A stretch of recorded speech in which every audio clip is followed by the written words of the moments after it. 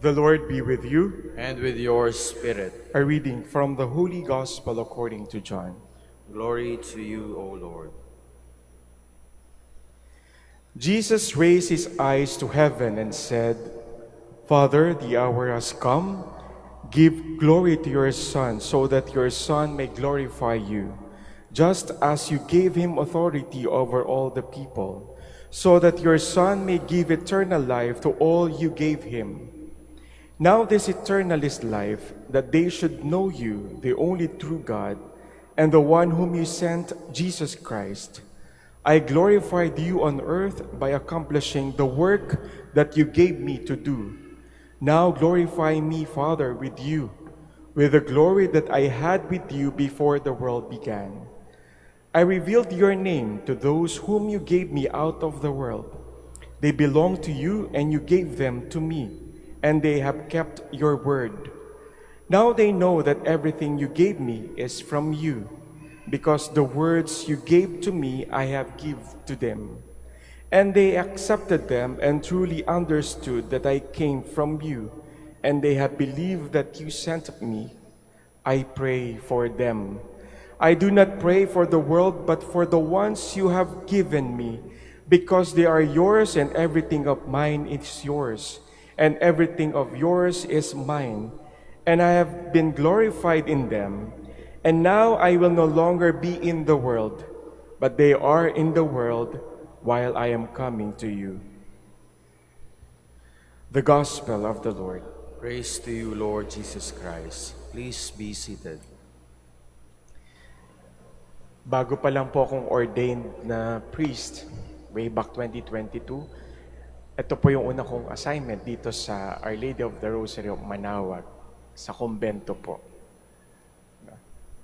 At sa aking pong naging experience dito, sa ministry ng kumbento po, may isang na-encounter po ko isang babaeng nagtanong.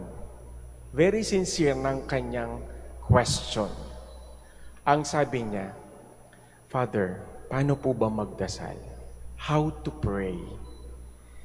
At paano ko po malalaman kung dininig nga po ng Diyos ang aking dasal? Napakasimple, napaka-sincere ng kanyang tanong. At ang sabi ko lang sa kanya, magdasal ka basta't galing sa puso.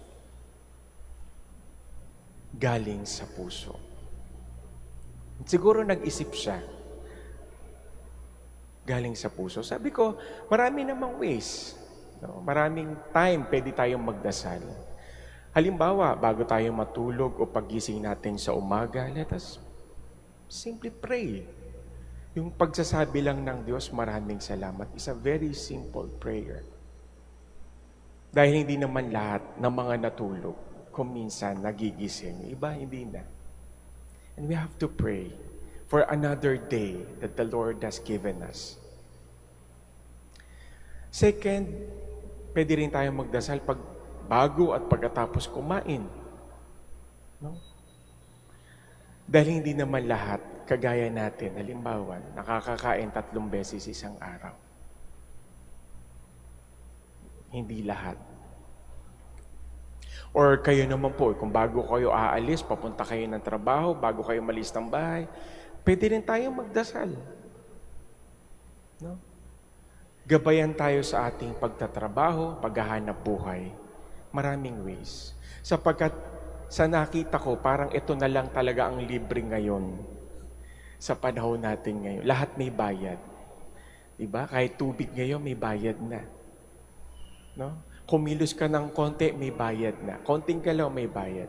Pero ang pagdarasal, walang bayad yun. Libre lang yun. Anytime, anywhere, pwede mong kontakin si Lord. Lord, tulong naman po. Diba? Simpleng-simple lang. Sapagkat ang pagdadasal natin ay malaking tulong para sa atin. Para tayo ay maihanda kung anong nakalaan para sa atin, ng Diyos para sa atin. Naalala ko yung kwento ng itong madalas ko po na ikukwento, no? 2 estudyante na malapit ng mag-board exam. At bago pa sila mag-board exam, may dalawang estudyante na nag-review pa sa Manila. Yung isang estudyante, pareho silang nag-aaral, masipag silang mag-aral. Yung isang estudyante, nagdarasal. Mahilig siya magdasal.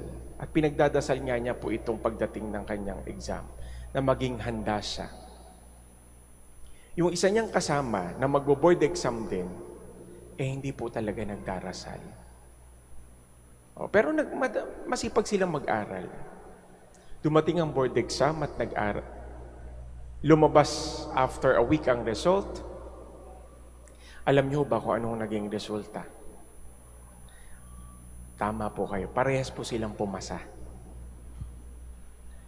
At magtatanong tayo, kung parehas din palang papasa ang nagdarasal at hindi nagdarasal, ano ang pagkakaiba nung nagdasal at hindi?